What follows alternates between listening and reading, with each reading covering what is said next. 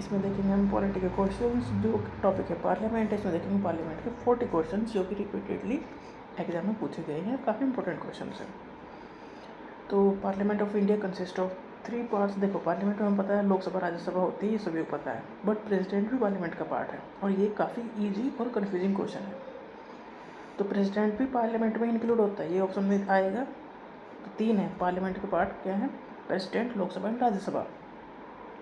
राज्यसभा का नाम है काउंसिल ऑफ स्टेट्स, इसे कहते हैं अपर हाउस या सेकंड चैम्बर या हाउस ऑफ एल्डर्स, ये सारे नाम राज्यसभा के हैं।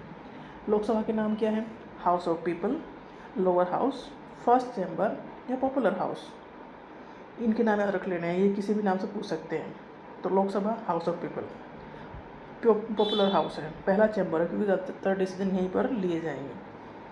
और अपर हाउस जैसे कि घर का मुखिया, ऐसे ही राज्यसभा है, अपर हाउस है, सेकंड चैम्बर है, पर पावर कम है, इसे कहते हैं हाउस ऑफ एल्डर्स या council of states. Maximum strength जो राज्यसभा की होती है वो होगी 250, उसमें से 238 जो मेंबर होंगे वो स्टेट और यूनियन टेरिटरी से आएंगे, और जो 12 मेंबर होंगे वो नॉमिनेटेड किए जाएंगे बाय द प्रेसिडेंट। ये क्वेश्चन पूछा जाता है कि राज्यसभा में कितने मेंबर हैं जो नॉमिनेटेड हैं बाय द प्रेसिडेंट। वो 12 मेंबर होते हैं जो अपने फील्ड के, जिन्होंने बहुत योगदान दिया अपने फील्ड में, जैसे कि सचिन तेंदुलकर हैं, तो उन्हें अगर नॉमिनेट कर दिया जाए तो ऐसे राज्यसभा के 12 मेंबर नॉमिनेटेड होते हैं बाय द प्रेसिडेंट। नॉमिनेटेड मतलब इनके लिए कोई इलेक्शन नहीं होता, ये डायरेक्टली आ जाते हैं। राज्यसभा में एट प्रेजेंट 245 मेंबर्स हैं, मैक्सिमम स्ट्रेंथ 250 होनी चाहिए, बट एट प्रेजेंट 245 मेंबर्स हैं। उसमें से 239 मेंबर्स स्टेट को रिप्रेजेंट करते हैं, 4 मेंबर रिप्रेजेंट करते हैं यूनियन टेरिटरी को, और 12 member definitely nominated by the president. Rajya Sabha एक परमानेंट बॉडी है कि ये कभी रिटायर नहीं होते, इसके 1/3 मेंबर रिटायर होते हैं हर 2 साल में, तो ऐसे रिटायर होते रहते हैं, नए मेंबर आते रहते हैं, तो ये परमानेंट हाउस है। रिटायरिंग मेंबर जो रिटायर हुए हैं वो री इलेक्शन के लिए एलिजिबल हैं। मैक्सिमम स्ट्रेंथ जो लोकसभा की है वो 550 मेंबर होंगे, उसमें 2 मेंबर होंगे नॉमिनेटेड बाय द प्रेसिडेंट, और ये होंगे एंग्लो इंडियन कम्युनिटी के। एंग्लो इंडियन कम्युनिटी मतलब जो ब्रिटिशर्स यहाँ पर रह गए, उनकी कम्युनिटी से 2 मेंबर होंगे लोकसभा में। एट प्रेजेंट 545 मेंबर्स हैं लोकसभा में, इसमें से 543 इलेक्टेड मेंबर हैं और 2 मेंबर हैं नॉमिनेटेड। अब वह लोकसभा डिजोल्व होती है तो स्पीकर लोकसभा में बना रहता है और सारे मेंबर खत्म, वो नहीं होते। फिर लोकसभा डिजोल्व होगी तो speaker does not vacate his office. Actual में स्पीकर भी लोकसभा का मेंबर होता है, बट वो खाली नहीं करता ऑफिस को, वो कंटिन्यू रहता है एज ए स्पीकर जब तक नई लोकसभा नहीं आती तब तक। स्पीकर प्रिसाइडिंग ऑफिसर है लोकसभा का, जो भी इलेक्टेड बाय इट्स मेंबर, जो सीनियर मोस्ट मेंबर होगा, मतलब 100 सबसे ज़्यादा बार MP बना होगा वो स्पीकर बनता है। पहले स्पीकर जो तो लोकसभा थे वो थे GV मवलानकर, गणेश वासुदेव मवलानकर। मीरा कुमार एंड सुमित्रा महाजन 2 औरतें बनी अब तक लोकसभा की speaker. Speaker of the Lok Sabha has sole and final power. Lok Sabha के स्पीकर के पास ही फाइनल पावर है कि वो किसी बिल को कहे कि मनी बिल है, अगर स्पीकर ने कहा है कि ये मनी बिल है तो है, नहीं तो नहीं है। और मनी बिल को राज्यसभा में इंट्रोड्यूस नहीं कर सकते, मतलब इतनी पावर नहीं है राज्यसभा के पास। पार्लियामेंट की सेशन 3 सेशन होते हैं हर साल में 3 बार सेशन होते हैं, तो 2 सेशन के बीच में 6 महीने से ज़्यादा के टाइम नहीं रहना चाहिए, मतलब 6 महीने के अंदर दूसरा नेक्स्ट सेशन हो जाना चाहिए। अगर जॉइंट सिटिंग हो रही है पार्लियामेंट की, मतलब किसी मैटर पर ऐसा होता है कि वोटिंग करने की जरूरत है दोनों ही की ही, अगर जॉइंट सिटिंग हो रही है पार्लियामेंट की, लोकसभा और राज्यसभा की, तो लोकसभा में तो जो प्रिसाइडिंग ऑफिसर वो स्पीकर होते हैं, राज्यसभा में चेयरमैन होते हैं। अगर दोनों की जॉइंट मीटिंग हो रही है तो कौन प्रिसाइड करेगा?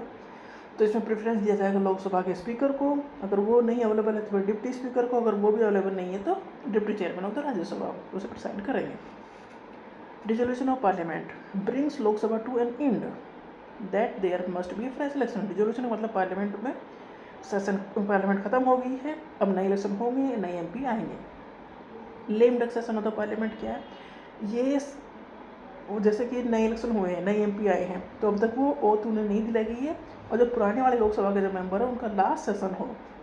Session held when a new parliament has been elected. नई पार्लियामेंट जो MP वो इलेक्टेड हो चुके हैं, बट द ओल्ड पार्लियामेंट जो पार्लियामेंट है वो मीट कर रहे हैं for the last time before it dissolve. Lok Sabha dissolve होने से पहले जो लास्ट टाइम मीटिंग होती है, लास्ट टाइम वो सब पार्लियामेंट में आते हैं, जिसे कहते हैं lame duck session of the parliament. When Lok Sabha is dissolve तो जैसे कि बिल मोशन जो भी लोकसभा में रहे होंगे पेंडिंग, मतलब जिनके ऊपर एक्शन होना है, डिस्कशन होना है, वो सब खत्म हो जाएंगे, लैप्स हो जाएंगे, क्योंकि नया जो मेंबर आएंगे, नए MP आएंगे, फिर वो नए सिरे से शुरुआत करेंगे। The council of minister is responsible to the Lok Sabha, ठीक है। तो काउंसिल ऑफ मिनिस्टर मतलब लोकसभा में मेंबर सवाल पूछेंगे और काउंसिल मिनिस्टर को उनको रेस्पॉन्ड करना होगा। काउंसिल ऑफ मिनिस्टर ऐसा नहीं कि उनकी पोस्ट बढ़ गई है, एक्चुअल में वो आंसरेबल हो गए सभी के लिए। कॉन्फिडेंस मोशन इंट्रोड्यूस किया जाता है बाय द रूलिंग पार्टी अपनी मेजोरिटी को रिप्रेजेंट करने के लिए। No confidence motion opposition party लेके आती है, वो कहती है कि अपना कॉन्फिडेंस दिखाओ लोकसभा में, अगर लोग कॉन्फिडेंस नहीं दिखा सकते फिर रिजाइन करो, तो इससे गवर्नमेंट गिर जाती है। तो नो कॉन्फिडेंस मोशन ये डेफिनेटली अपोजिशन पार्टी लेके आएगी, जो रूलिंग पार्टी वो कॉन्फिडेंस मोशन लेके आती है। नो कॉन्फिडेंस मोशन पास होता है सिंपल मेजोरिटी से। सिंपल मेजोरिटी का मतलब ये है 50% + 1 प्रेजेंट एंड वोटिंग, जितने मेंबर प्रेजेंट हैं उसमें वो 50% वोट मिली हो, 50% + 1 एक ज़्यादा वोट मिली हो, तो ये सिंपल मेजोरिटी से पास होना होता है। एब्सोल्यूट मेजोरिटी किसे कहते हैं? इस टोटल स्ट्रेंथ जो है हाउस की उसका 50% + 1 अगर पास करते हैं तो ये एब्सोल्यूट मेजोरिटी से पास होना माना जाता है। Effective majority 50% + 1 effective strength. Effective strength मतलब कुछ अगर वैकेंसी हैं तो उन्हें हटा दो, एब्सोल्यूट में सब कुछ इंक्लूड है, वैकेंसी का कोई मतलब नहीं उसमें। इफेक्टिव मेजोरिटी मतलब जितनी एक सीट वैकेंट हैं उन्हें हटा दो और उसके बाद 50% + 1 जो भी होगा वो इफेक्टिव मेजोरिटी से पास होगा, अगर इतना होगा नंबर तो।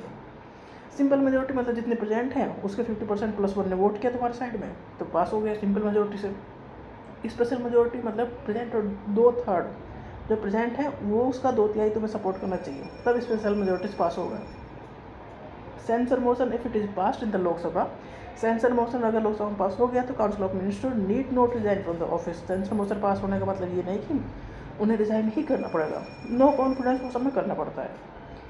Censure motion can be moved against, एक ही मिनिस्टर के अगेंस्ट लेके आ सकते हैं या पूरी काउंसिल ऑफ मिनिस्टर या ग्रुप ऑफ मिनिस्टर्स के अगेंस्ट सेंसर मोशन पास किया जा सकता है। फिर सेंसर मोशन अगर पास हो गया तो कॉन्फिडेंस मोशन जो रूलिंग पार्टी है उसे लेके आना पड़ेगा। एडजर्नमेंट कैसे कहते हैं? Only terminated sitting and not A session of the house. Adjournment मतलब जो आज अगर कोई बहस हो गई, दंगा हो गया पार्लियामेंट में, तो आज का जो सेशन हो उसे आज का जो है उसे एडजर्न कर दिया जाता है। एडजर्नमेंट साइन डाइज मतलब जब तक हम नहीं बुलाएंगे तब तक पार्लियामेंट में सेशन नहीं चलेगा। Terminate a sitting of parliament for an indefinite period, पता नहीं कब तक। प्रोरोगेशन टर्मिनेट करता है एक session of the house by the president of India, पूरा सेशन खत्म प्रोरोगेशन इसे कहते हैं।